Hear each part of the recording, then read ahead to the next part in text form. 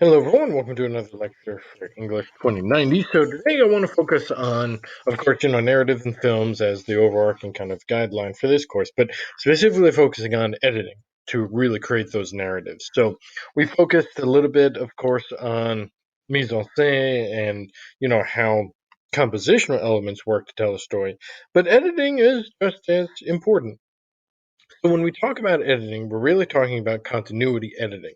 And again, it all goes back to that initial concept of verisimilitude. So the whole point of editing is to create a sense of verisimilitude, to create a sense of action, right? To have cuts and other transitions to convey narratives effectively.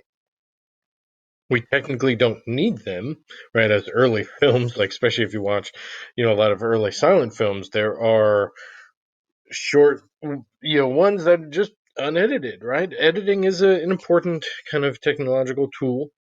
It's an attempt to minimize the mental effort on the part of the viewer, right? That's why it exists, right? So now there are two main styles. Then, of course, there are many different kind of forms of editing underneath these two styles. But depending on genre and intention, there are two main ones. So the first one is the invisible. So the overall movie, scene, sequences, and so forth contain few breaks, right, between shots, and usually for slower pacing. And then visible editing, where the movie, scene, sequences contains rapid cuts and breaks. Obviously, each one is dictated by genre, is dictated by the kind of suspense or drama, depending, horror, comedy, usually use a lot of visible. If you're doing suspense horror, though, like, more psychological horror, you're going to use invisible, and yeah, action sequences, obviously, you use visible, drama, dialogue, that's very important, usually uses invisible. So it really depends on the mood, right? The tone. So let's take a look just briefly at two examples from Death Race, one that uses invisible and one that uses visible, and let's think about why. So this scene, right, and I'll go over that, is, again, notice how it's establishing the rules of the game. So what do? We don't cut, right, because too many cuts would create more confusion for the audience. Notice how we have not had a cut yet. So we're into, 20 seconds and there's no cut as our reporter again explains the different point settings. So we need to see the joke. And now finally we get one cut, right? So this is what we mean by invisible editing, where scenes are slower paced, usually to do any kind of exposition needed. And even in this second cut, we're still, we're a couple of seconds in and we're still not cutting to, again, further establish it. Then now we get into our action sequence and so forth, and then we have a more visible later on. But this sequence, because it is trying to build the world, right, to establish exposition, world building, and so forth, what are we going to do? Use invisible. Now, this scene, right, with the hospital, right, notice how many cuts start happening. So we have our establishing shot, right? We get that it's a hospital, so notice how, definitely, we're 10 seconds in and we were, it's probably 9 when that cut. We have another cut all of a sudden. We have another cut. So we get the island, but then we have another cut, again, to establish where they are. We have a cut here. Notice how many cuts now we've had in half this time. Remember, there was only two cuts basically in about 40 seconds, and now we have several cuts right within 20 seconds. Why? Because we're building up suspense, we're building up action. Notice how very quick cuts to the old people, cut, right? Cut to the car, linger on that, but then we're getting another cut. We're lingering, and then of course the cut, and then the joke, right? And so, but again, still notice how the cuts, right? So within the same amount of time, many more cuts, right, within the same span of, basically 40 seconds, right? We have only two cuts here, and I wasn't really counting exactly, but we have probably about like what, 25, 30 cuts, right? So, and why? Of course, because it's an action sequence, right? And we linger on dialogue for moments, right? We linger on the action, right? When he's killing the hospital staff, but we're not slowing it down because it's supposed to be an action sequence, right? And so again, even in the same movie, we're going to have moments where we use invisible and visible. It depends on, again, the tone, the setting, the sequence, and so forth. But each one, again, has a slower pace to get us to understand what's happening. We still understand what's happening, but now we want something different, right? Because we're doing an action sequence and so forth. So again, it's just a good way that movies tell stories through not just the visuals, but also how those visuals are put together. A crucial foundational aspect to also minimize the effort on the viewer is the 180-degree rule. Now, this is the primary rule of continuity editing.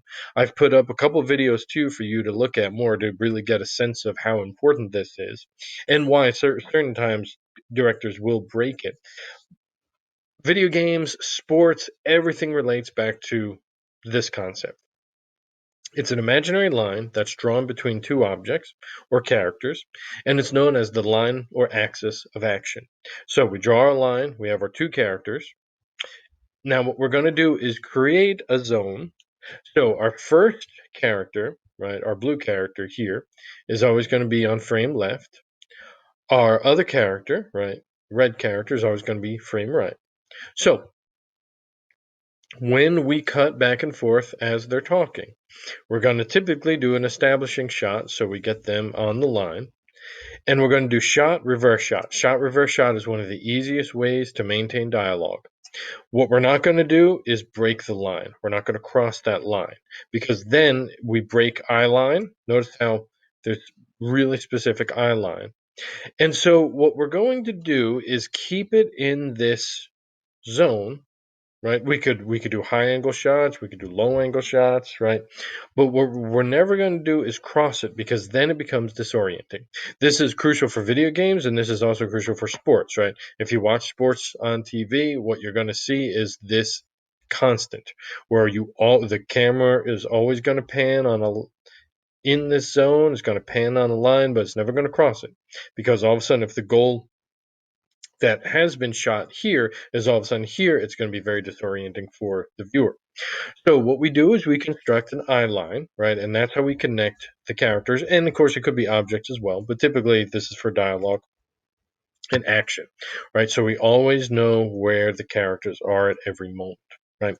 This is a crucial technique for film and TV, and most ones will use it. There'll be a certain times where directors will break it, but that's usually for a specific effect. Pretty much every time when we see dialogue, we're never going to break that line unless there's some sort of significance. So again, notice how in our 180-degree rule, no matter how we cut back and forth, again, shot, reverse shot, our one character is always on the left, frame left, our other character is always on the right, frame right. And so it's just a really nice way of maintaining continuity and maintaining how we establish where our characters are.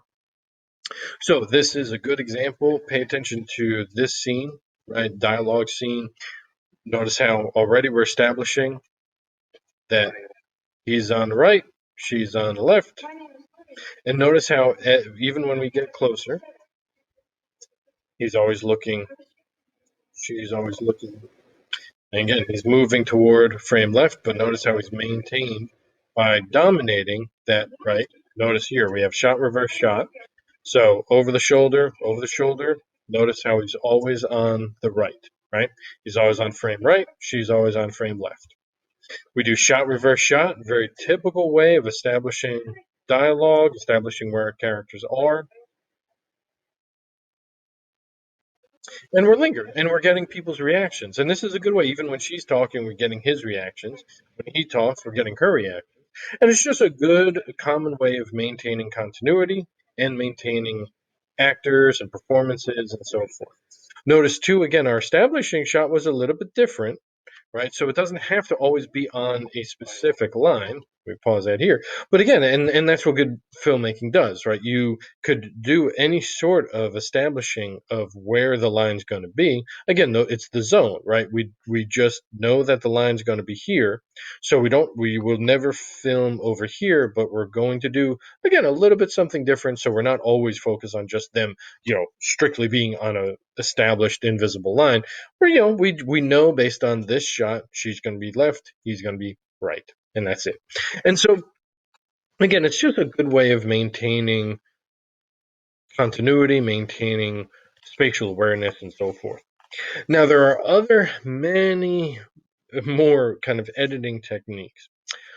We can't get into all because again, this isn't a like film production class, but just so you're aware, there are a lot of other ways that editing can enhance the pacing of the film, right?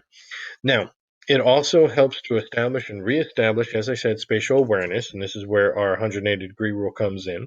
But there's also other areas where you could do editing, and these dimensions, again, exist to create a sense of story.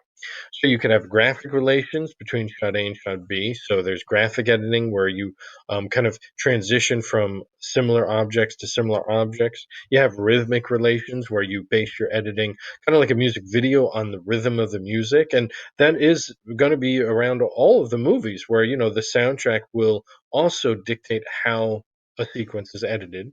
There's spatial shots, so again, establishing shots and so forth. And then temporal relations, flashbacks, flash forwards. Not everyone who does a flashback is going to just fade to black or something, right? Or do the waves, right? That are very cliched.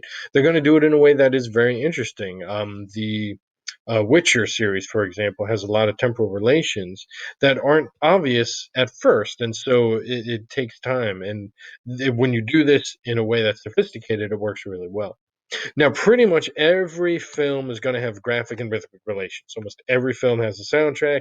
Every film has objects that it's going to orient from scene to scene in order to create some kind of graphic relationship. Spatial and temporal, of course, are going to be present in a majority of films, but not always, especially temporal. A lot of comedies and horror stories, for example, have flashbacks, but not all of them. So it just depends on what kind of story is being told. But if you really want to learn more, you could research and check these out, especially if you're ever interested in making movies. There's a lot of important aspects of how to edit. Just to, again, just kind of conclude, editing describes the relationships between shots and the process by which they are combined. It is essential to creation of narrative spaces and to the establishment of narrative time, and that's the kind of crucial aspect, right? How do you know that a day has passed, right? How do you know, how do you tell a story that is multiple months long or multiple weeks long, right? Editing will help with that. Traditionally, commercial cinema prefers the continuity system, and that's what's very important. Even independent cinema typically follows a continuity system. Some independent filmmakers will break that to create a sense of disorientation or to create a sense of weirdness, right, to the world. But typically, almost all movies, whether Hollywood or independent, are going to follow some sort of continuity system because it's an easy way of telling a story. It's the creation of a logical, continuous narrative, right, which allows the viewers to suspend disbelief, of course, going back to that concept, and it's done easily and comfortably, which is, of course, what we want for most films. The main technique, again, is that 180-degree rule. It relies on where characters and objects are. Alternatively, again, filmmakers use editing to solicit our intellectual participation or to call attention to their work in a reflexive manner. So some filmmakers will create jarring editing, to really take us out of that suspension of disbelief or feel uncomfortable, right? But again, it depends on what they're after. Obviously, if you have questions, always post them to Canvas or email. If not, best of luck to you this week and take care.